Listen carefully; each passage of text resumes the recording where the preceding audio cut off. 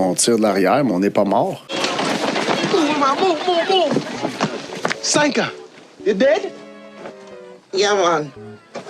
That was an interesting game. It's funny, all night after I got off my day job, I was trying to figure out what was wrong with my editing PC. The software I use, it wasn't working. I wasn't able to edit my video properly. My son came downstairs and he was like, Dad, when are you going to come upstairs and hang out with me? I told him I have to get this working in order to get my video out to the community tonight. In hindsight, I probably could have just went and hung out with my son. But this was, this was probably not the game you were wanting as a Habs fan. And I thought about just doing this video tomorrow, but I think I will do a video as well tomorrow. Oh, good. Yeah, my camera's screwing up now. Good. Well, before it completely out, let's talk about it.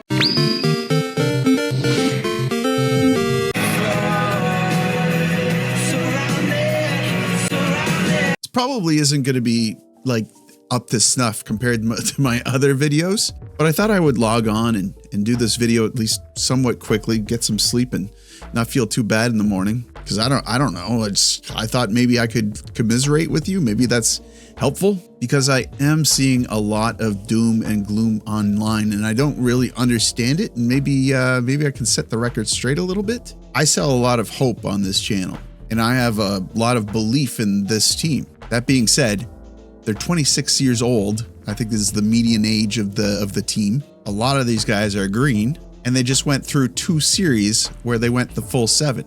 One of those series, arguably, against a better team than this current team that they're facing. The Carolina Hurricane came out the gate like a Category 1. That's because they had to travel all the way from Cancun, where they went on an all expenses paid vacation for, what was it, like 3 weeks? Massages, unlimited drinks. Yeah, they were a little rusty when they came back, but this team has been here before. They're an older team, more experience, obviously, and the combination of the experience and not being as beat up as the Canadiens, that's a pretty heavy 1-2 punch. Then you keep in mind that the system these two teams play, yeah, maybe not the most complimentary system for Montreal, who rely a lot on their momentum. So yeah, I'm not totally surprised. I thought they would put up a really good fight.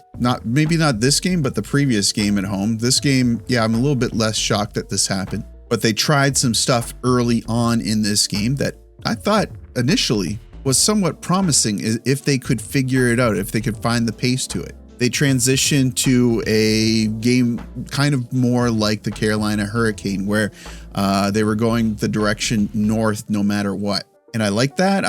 You could see a couple of players, the wheels, the hamster was falling off the wheel on their head there for a second, but they had it together and they were pushing the puck forward and they were in and they were getting chances, and Carolina looked like they were on their back foot for a little bit, but then one goal goes in and then the next, and then the third was even more painful than the last two. And that all happened very quickly in the first period. What does that do for the momentum of the game?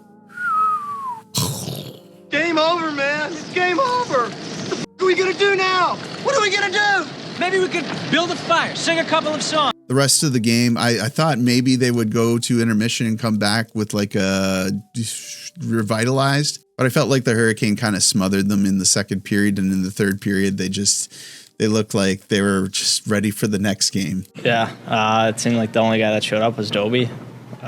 So that's too bad. That is what it is. And during the regular season, you would just say, hey, call it a garbage game and move on. But it doesn't work like that in the playoffs. This will carry over into the next game, and I wouldn't be surprised at all if another poor effort is put up. There's a couple of guys definitely buying in, but even at the start of the game when they were showing, some signs of life, I didn't like what I saw from certain players. You can really feel the ache for like a true 60, 70 point guy in that second C role. Someone who is capable of rising to the occasion, has a high level of compete. And unfortunately, you can't just go out and find those guys. Not unless you're really willing to pay for them and it suits the team to get rid of a guy like that. Looking forward is that Michael H, maybe in a few years, next year, when the Montreal Canadiens are still contending, Hage is opted to continue in the NCAA. In some ways, I think that there's no rush. In others, I think that Montreal has such a great development system. It's a little bit of a shame. So it's going to be a very interesting summer. Addressing some of the negativity. I mean, I see people out there saying that they need to trade Caulfield. They need to get rid of Martin St. Louis. Calm down. Get a hold of yourself. Doctor, you're one on the phone.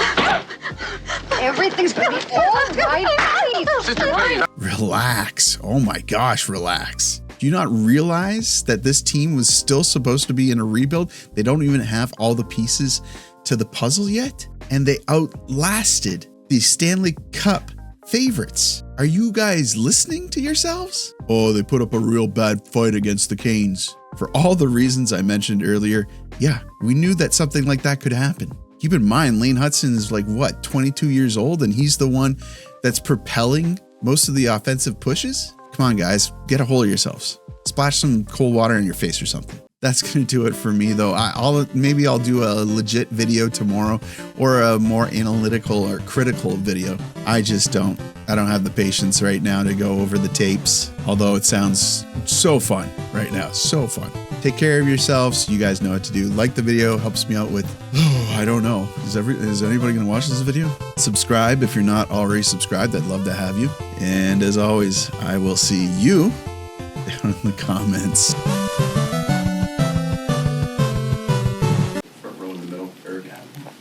This morning we talked about the predictability of the Hurricanes, the pressure they're going to bring. And when you're under it for 2 straight games, how hard is it to have the composure to realize sometimes when you have space to make plays? Yeah. Well, that's part of it. I feel like we have players with the most space with the puck, and we don't skate enough. We pass it to a player with no space, so you kind of play into their pressure, and it's a little bit of that. Is that like a psychological accumulation? It's just recognizing that, the way they play, the guy with the most ice in space should take the ice, and we're playing into we're not playing fast enough when we have the puck with our feet. We're not playing fast enough off the puck so we can kind of bypass the pressure. And they got really, really good sticks.